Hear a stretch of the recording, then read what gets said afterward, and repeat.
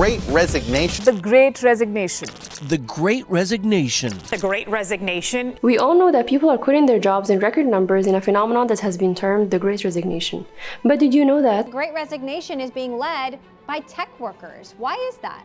Today we'll talk about why everyone around you might be switching jobs and how you can take advantage of this great tech resignation. Let's first understand the scale at which this reshuffle in the job market is happening. Business Insider reported that 7 in 10 tech workers will be quitting their jobs this year.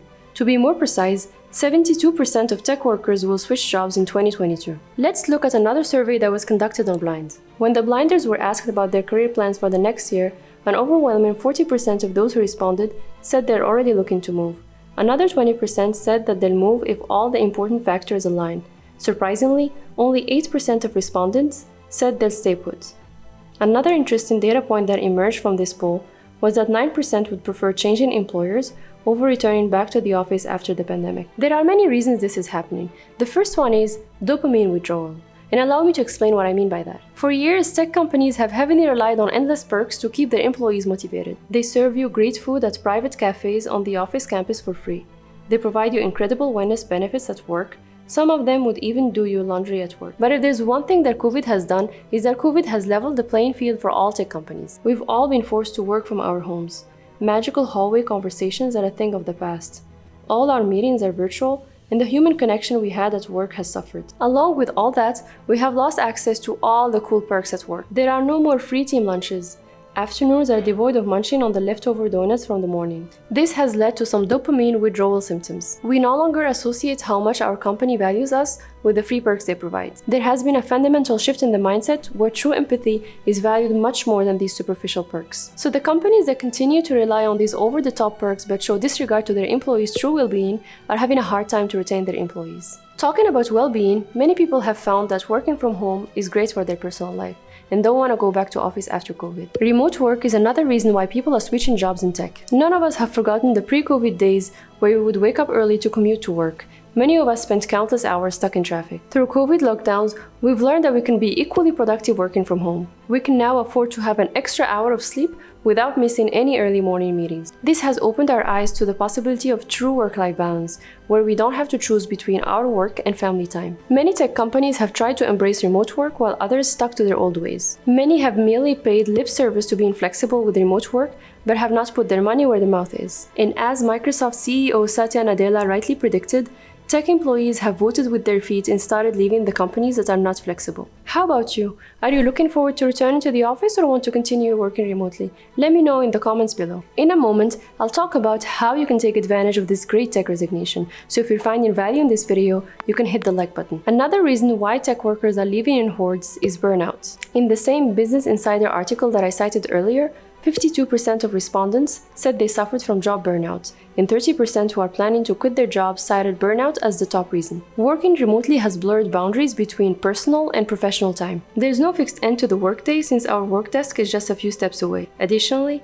the pandemic ensured that we have no social life. As a result, many people kept working late into the evening. On top of that, many parents had to take care of their children as schools were closed for the most part in 2021. All this led to extra workload on the tech workers. Tech companies that didn't adjust to this new reality of their employees are now suffering from massive attrition rates. But the most important reason why people are switching jobs is the insane salaries that are on offer right now. Tech companies are already famous for paying some of the highest salaries, but this reshuffle of the workforce has forced them to take these salaries to another level. Just take this example of Apple. In order to stop their employees from switching to Meta, Apple is paying up to $180K just in bonus. Google is no different. Google is also bumping up salaries of the top execs to $1 million. Now let's talk about another FAANG company, Amazon. There was a recent post where an Amazon SDM revealed that Amazon has increased salaries by 20% to be able to compete in the market. All this has led to some big offers we've never seen before. Amazon is paying more than $400K for senior software engineers. Offers for mid-level software engineers are not very different.